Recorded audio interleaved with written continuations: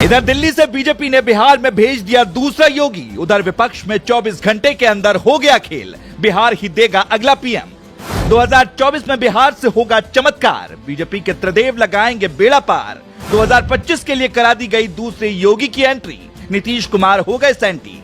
मोदी से लिया आशीर्वाद, कहा अब होगा बेड़ा पार। कौन है बिहार के योगी जिनके बीजेपी दफ्तर के बाहर लगे पोस्टर, क्या है बड़ी तैयारी?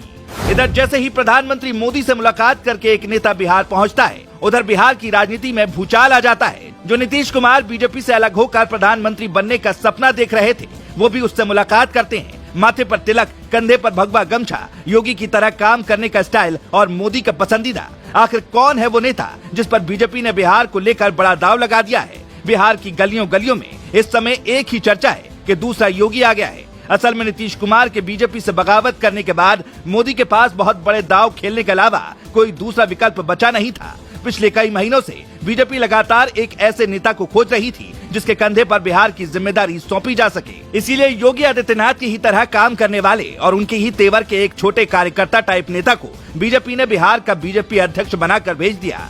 हम जिस नेता की बात कर रहे हैं उसका नाम है सम्राट चौधरी। हो सकता है आपने ये नाम पहले सुना हो, लेकिन आपको भी नहीं लगा होगा कि कभी बीजेपी इनको बिहार की कमान सौंप सकती है। लेकिन कमान सौंपने तक की बात तो ठीक थी, अब इन्हें ही बिहार का अगला बीजेपी का मुख्यमंत्री उम्मीदवार भी लोग बता रहे हैं। ये कयास इसलिए तेज हो गए क्योंकि इन्होंने जैसे ही प्रधानमंत्री मोदी से मुलाकात की, इससे ठीक अगले ही दिन बिहार में पहुंचकर खेला कर दिया।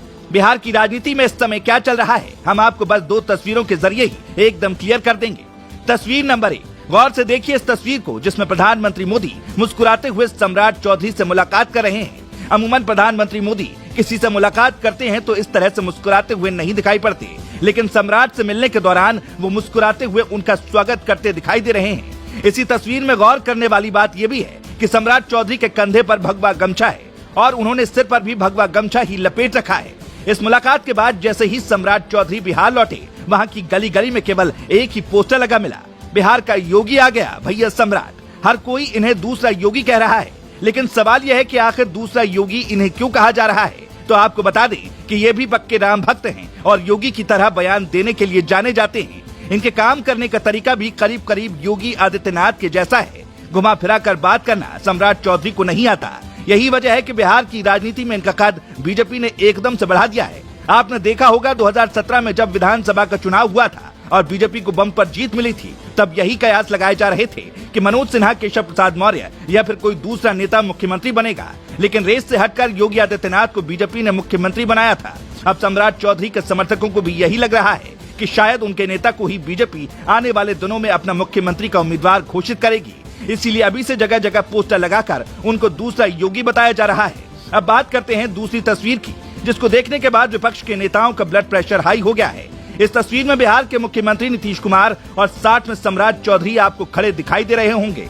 दोनों एक साथ मिलकर आरती कर रहे हैं। ये तस्वीर सिर्फ एक दिन पुरानी है, जब रामनवमी के मौके पर दोनों नेता इकट्ठा हुए थे। इस तस्वीर के सियासी मायने अगर आप समझेंगे तो ये कि नीतीश कुमार एक बार फिर से विपक्ष को गच्चा देकर बीजेपी की नैया में सवार हो सकते हैं। बीजेपी के साथ नीतीश कुमार की दोस्ती कितनी पुरानी रही है, ये बताने की जरूरत नहीं है। नीतीश कुमार को हमेशा से अवसरवादी नेता माना गया है, इसीलिए नीतीश कुमार को पलटू राम भी कहा जाता है। सियासत में अगर नीतीश कुमार के लिए कुछ जरूरी है तो वो सत्ता ही है।